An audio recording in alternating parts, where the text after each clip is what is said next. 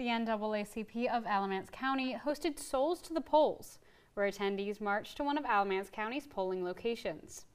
ENN's Angelina Fantaroni went to the march and found out more about this organization.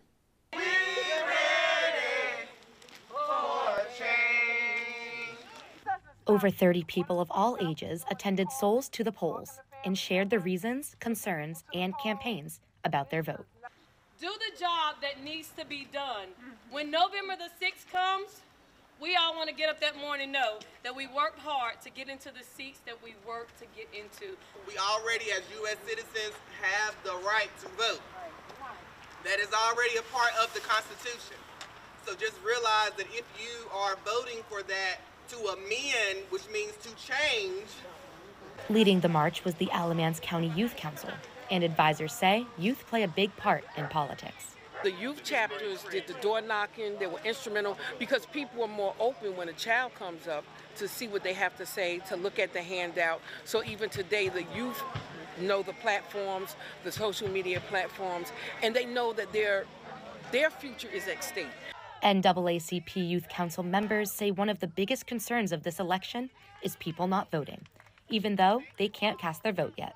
I think it's important to know that even though we aren't able to vote, we can still make sure other people are able to vote and still put in their head to get out and vote. The march ended at one of Alamance County polling locations, Elmira Community Center. Angelina Fantaroni. Vote! Time to vote! ENN And joining Tonight. us now, Angelina Fantaroni. So, Angel, tell us about this experience. Yeah, of course. So the NAACP of Alamance County partnered with the Youth Council, the NAACP Youth Council, and came together and organized a march from a Dollar General in Burlington to one of the community centers in Burlington called Elmira Community Center, which is an early voting stop.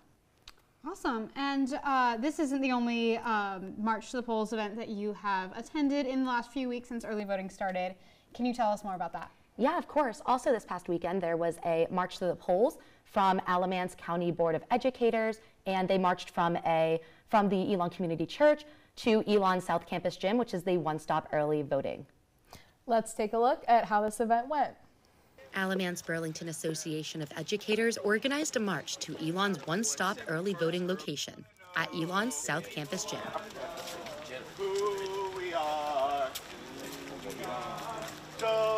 We're out here today for our Schools Vote Together march. It was very fitting to have it here at Elon as well in the spirit of Schools Vote Together. They want voters to think about public school education when voting.